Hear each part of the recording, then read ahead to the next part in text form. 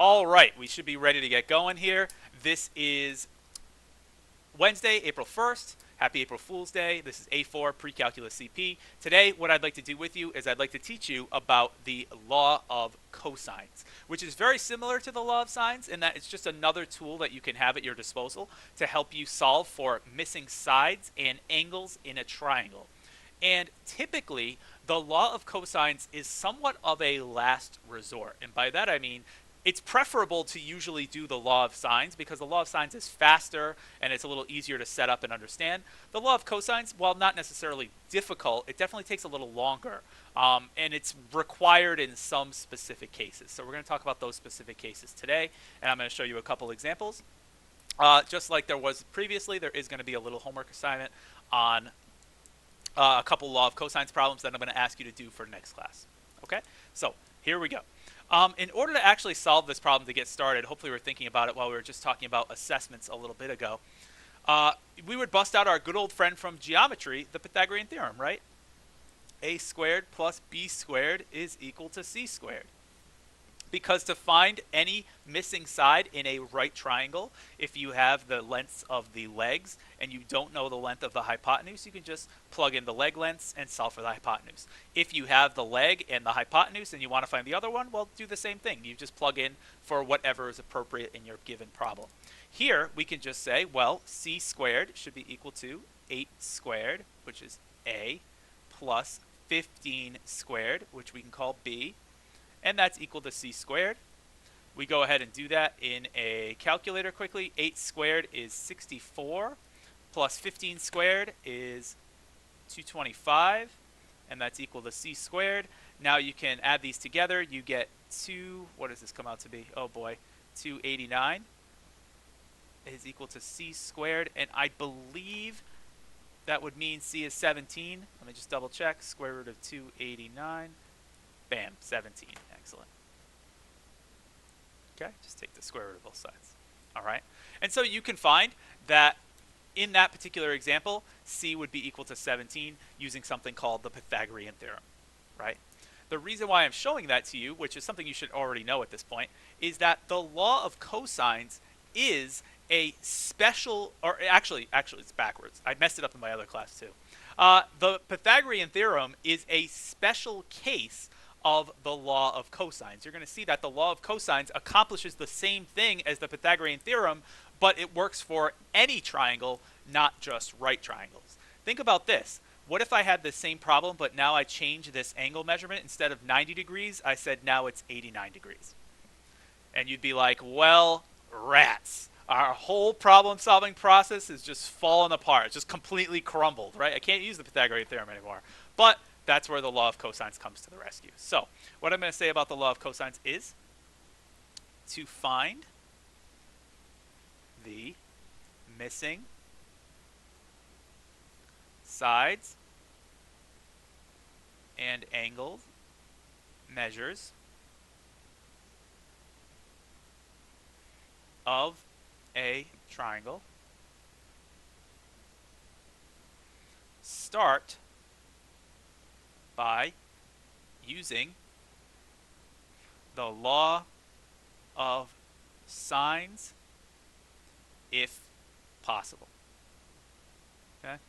Like I just mentioned, if you can use the Law of Sines, it is always preferable because it's always a lot faster and a lot more efficient to use the Law of Sines. However, you will need to use the Law of Cosines in these cases. So I'm going to say, however, you will need to use the Law of Cosines in these cases. Okay? If you have a triangle and you get started off by receiving this information. I know this side, I know an included angle, and I know this side, right? If I'm in that particular situation, notice if I were to complete the triangle by just connecting this right here, I wouldn't have any information to start the Law of Sines. I don't have anything that's across from each other. when we start the law of sines problems, we always look for information presented across from each other, right? Like angle A and side A, and angle B and side B, and angle C and side C. What if I just start with this? Well, I don't really have anywhere to go with the law of sines. So if I'm given the angle, or sorry, my fault. If I'm given the side, angle, side case, we have to refer to the law of cosines to get started. And the other situation in which we have to do that is if I'm given the side, side, side case. So suppose I have this triangle right here. Here's A, B, C. And I told you, I gave you a measurement for what this is, and what this is.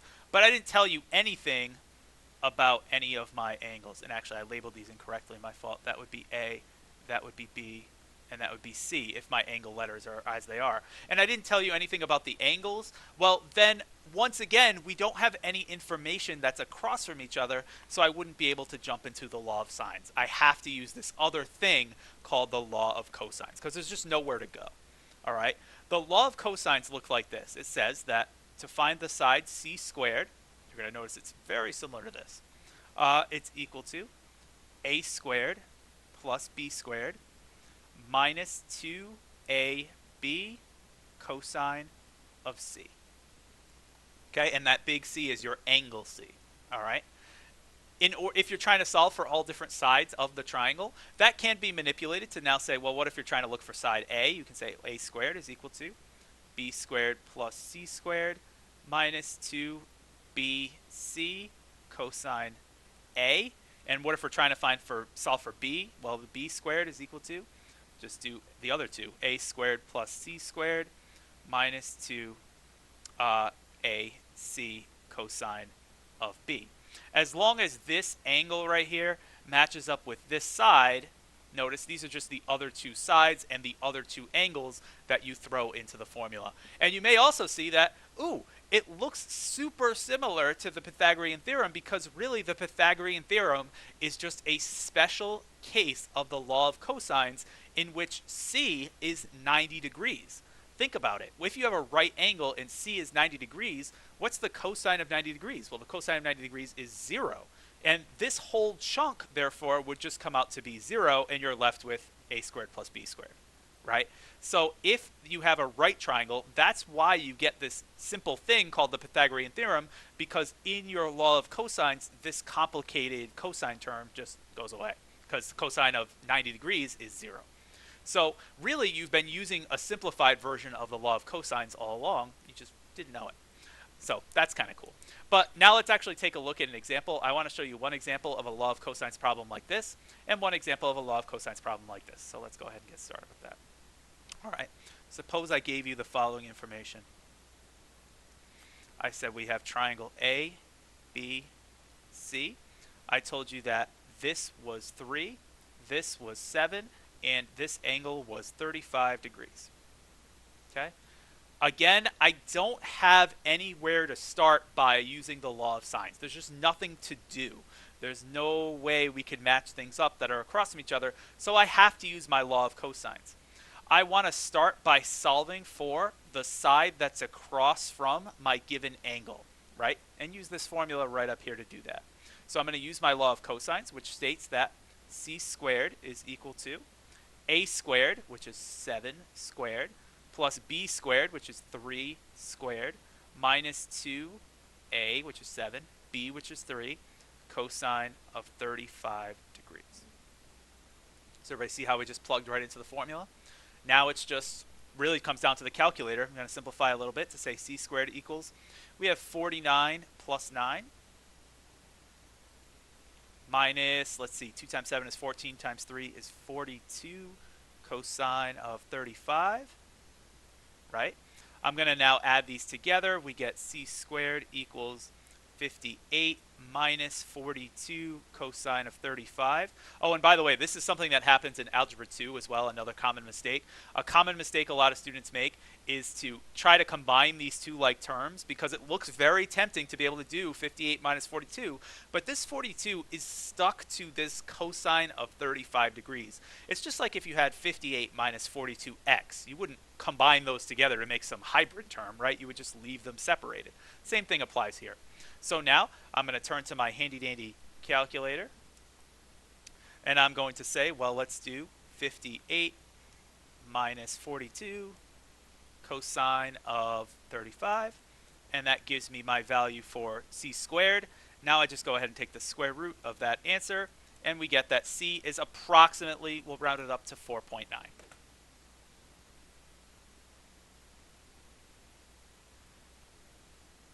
Hopefully everybody understands how we do that using a calculator. Now that I did that, I can really just carry through the remainder of my problem by using the law of sines. So now that that's all done, I'm happy with that. I can now just go through the rest of my problem with a little bit of law of sines, because now these are across from each other. Okay. One thing that I want to say, when you now use the law of sines, so now we can finish using the law of sines. One thing that you really want to do when you're using the law of sines is you want to find the acute or smallest angle first. Okay? Meaning that if I'm dealing with this triangle, remember the biggest angle is across from the biggest side, the medium one is across from the middle side, and the smallest one should be across from the smallest side. I want to find that smallest angle first. Doing that will avoid having to deal with the ambiguous case or solutions that don't make sense. So note that if you do this, so if you use the law of cosines to find this side, and then you target the smallest angle, this will avoid the ambiguous case, which is good. You don't want to deal with that. Ambiguous case will not occur. Ain't nobody got time for that, right? So now I can go ahead and use my law of sines. I'm going to try to find this angle B. I'm actually going to show you what happens if you don't do that. If you actually try to find this angle first, everything gets kind of screwed up. So I'll show you what that looks like in just a moment. But let's start by doing this. I say the sine of 35 degrees over 4.9. It's just my law of sines now. Trying to find angle B, I'd say it's the sine of B divided by 3. I can now go ahead and cross multiply to get 3 sine of 35 degrees equals 4.9 sine of B. Divide both sides by 4.9, you get 3 sine of 35 degrees over 4.9 is equal to sine of B. Apply that sine inverse on both sides. And now we're just referring to our calculator to say, let's do the sine inverse of 3 sine of 35 divided by 4.9. Again, ensuring that your calculator is in degree mode. And you get that B comes out to be approximately 20.1. Is that what it came out to be? 20.1? 3 sine 35 divided by 4.9? Yeah, that looks about right.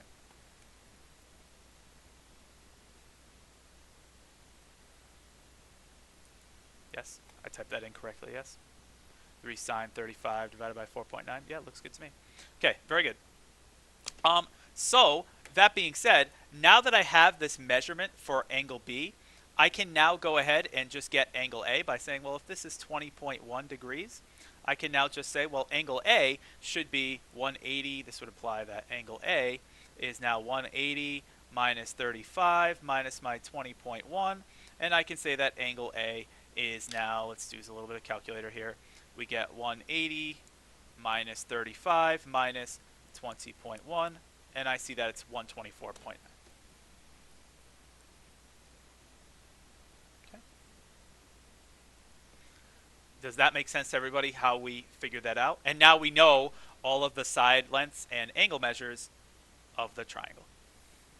Okay. One thing that, again, I want to point out, what happens if you don't do that? So what happens if you try to solve for that big angle first? Well, what causes a lot of these ambiguous cases to show up in the first place is dealing with whether an angle is acute or obtuse and not really knowing. So what will happen if you try to solve for the big angle first? Using my law of sines, I would say the sine of 35 degrees, if I'm trying to solve for angle A first, over 4.9, equals the sine of A over 7. I cross multiply, you're going to get 7 sine of 35 degrees is equal to 4.9 sine of A. You're now going to go ahead and divide by 4.9, 7 sine, very similar to what we saw before. 4.9. Oh, wait, why am I, oh no, we're good. We're good. Sine of A. Sorry, I got a little lost in my work here for a minute. Apply the sine inverse on both sides, and you're going to get the sine inverse of 7 times the sine of 35 degrees divided by 4.9. And we get that angle A should come out to be 55.02, right? Which is vastly different from what we got before.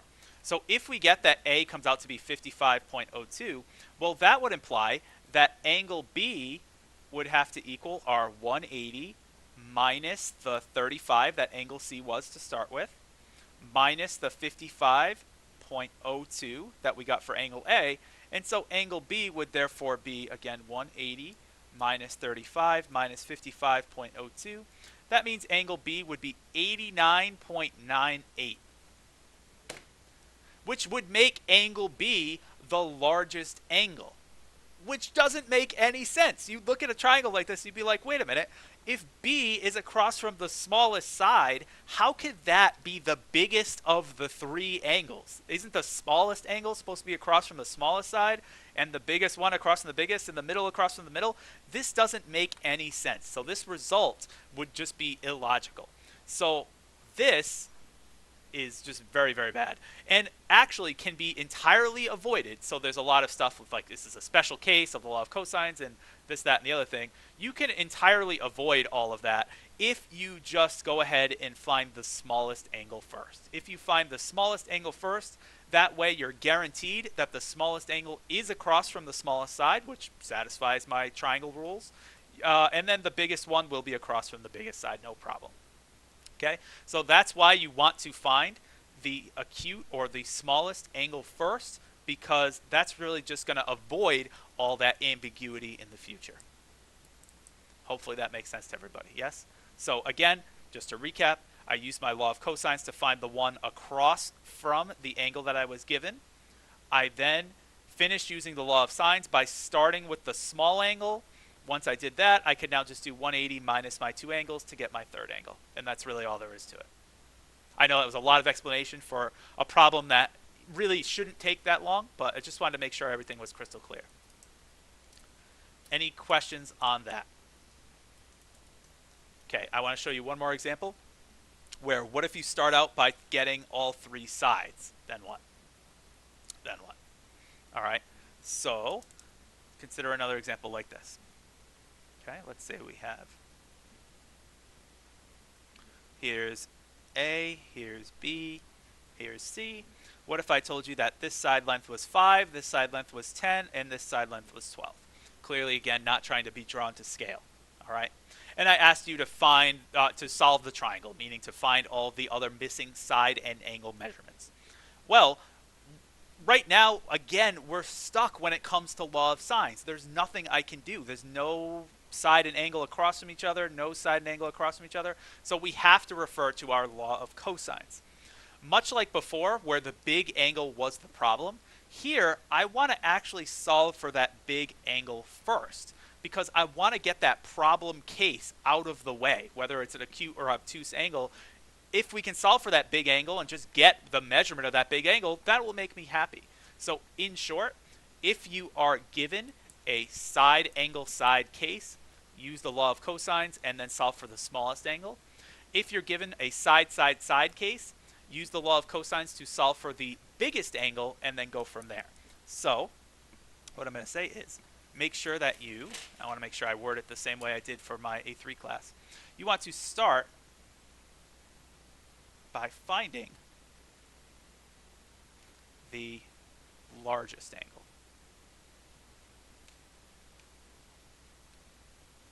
Okay, start by finding the largest angle. So let's start by finding this angle C. You would say, using our law of cosines, C squared is equal to A squared plus B squared minus 2AB cosine of C. All right.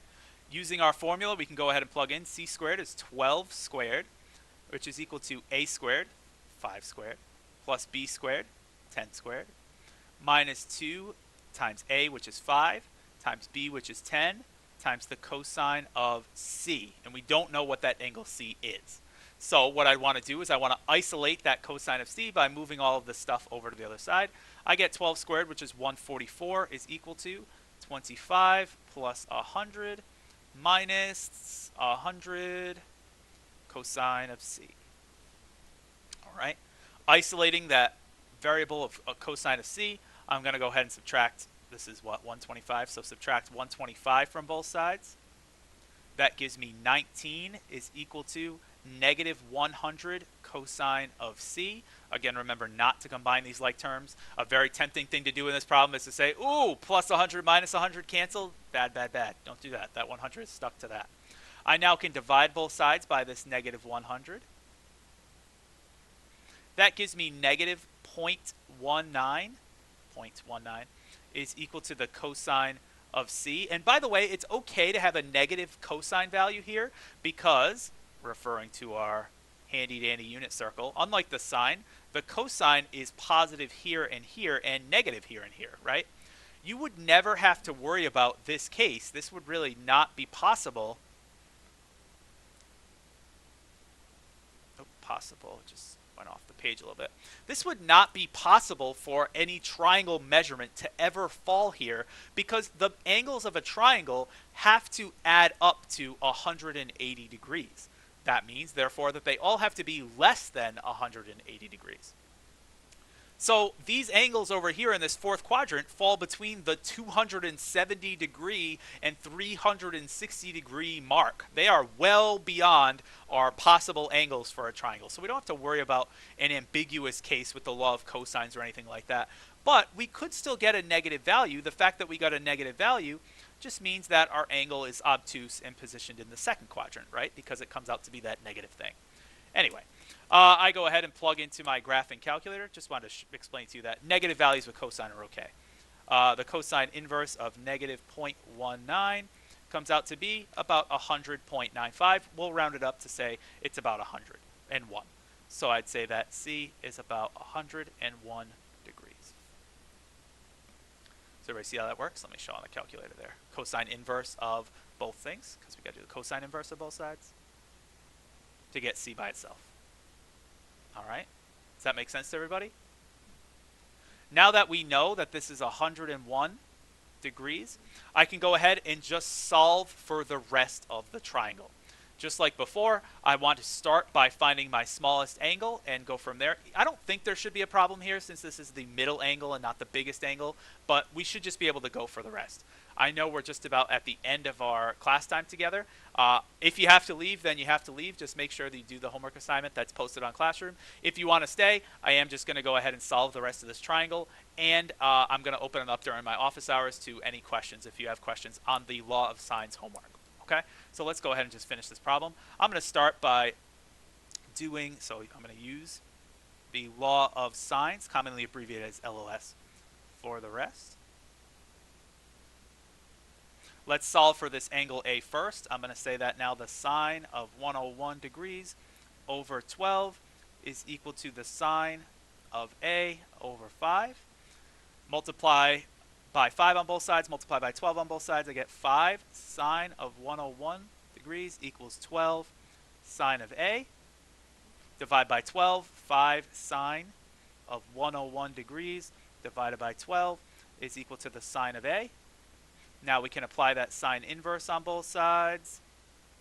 And I get, using my handy dandy graphing calculator, the sine inverse of 5 sine of 101 divided by 12 comes out to be about 24.1 degrees. So you see that A is about 24.1. And now you can just go ahead and fill in angle B by doing my total of 180 degrees minus my 101 for angle C, minus my 24.1 for angle A, and we just get that angle B is now, let's see, 180 minus 101 minus 24.1, and you get that it's 54.9. Okay, and we've now solved the triangle. Whew, I know that was a lot of explanation, a lot of talking, and we went a little over, but hopefully that makes sense to everybody. Again, just to recap what we did here is we talked about the law of cosines. The law of cosines is just another way, much like the law of sines, to solve for the missing side and angle measures of any triangle. It's used in these two particular cases because there really is no starting point with the law of sines. There's nothing you can do if you don't have the law of cosines at your disposal. One other thing I want to make sure I point out is that you'll never be given an angle, angle, angle case if all you know about a triangle is its angles. There's no telling if it's this little teeny tiny triangle or this big, big, big triangle. It's just impossible to tell. That's why angle, angle, angle is used for similarity and not for congruence in geometry, because you can't make any sort of connection with any of the sides if all you know is the angles. So you won't have to worry about what if you're just given the three angles. You will have to worry about, however, if you're given side, angle, side, or you're given side, side, side. If you're given either one of those two, law of sines is not helpful initially, so we just have to start by using law of cosines. Then we can finish using the law of sines. Again, I always recommend when you start using the law of sines to find the smallest angle first, because it avoids any complications for cases like this where you get results that don't make sense. And then you'd have to deal with them, and then you'd have to recognize them. Like, ain't nobody got time for that. To start by the smallest angle, you'll never run into that problem. Okay? When you're dealing with a side, side, side case, again, start by finding the largest angle. Get that obtuse problem out of the way. It may not be obtuse, but just get this angle out of the way, so that then you can work with the smallest one and then work with the middle one. And regardless, whenever you solve these triangles, you should always notice that connection that I keep bringing up, that the smallest angle is across from the smallest side, the middle is across from the middle, the largest across from the largest. Okay? If that's not the case, then that's a good indication that you may have done something wrong. All right? Whew, that's all I got for you guys today. Again, make sure, if you haven't done so already, that you complete those law of well, of course you haven't done so already. Oh, well, one thing, if you haven't done so already, sign in for attendance on Google Classroom. Make sure you complete those law of cosines problems for next class, is what I was going to say. There are 5 problems that should be definitely doable for the start of next class. I am going to stay here now for about another half hour to talk about just any homework questions on that law of sines homework. But other than that, I hope you have a fantastic rest of your day, and I won't see you Friday because the schedule got moved, so I will see you Monday next. So I guess it's only Wednesday, but hey, have a great weekend if I don't see you. All right. Take care. Thank you for your attention and focus today. Oh, you're all set with that homework problem? Good. I'll still stay if anybody has any questions. What was wrong? What was wrong? If you don't mind me saying. Hold on. Let me stop the recording, then we'll talk about it. All right. Great job today again. Thank you. Let me close that.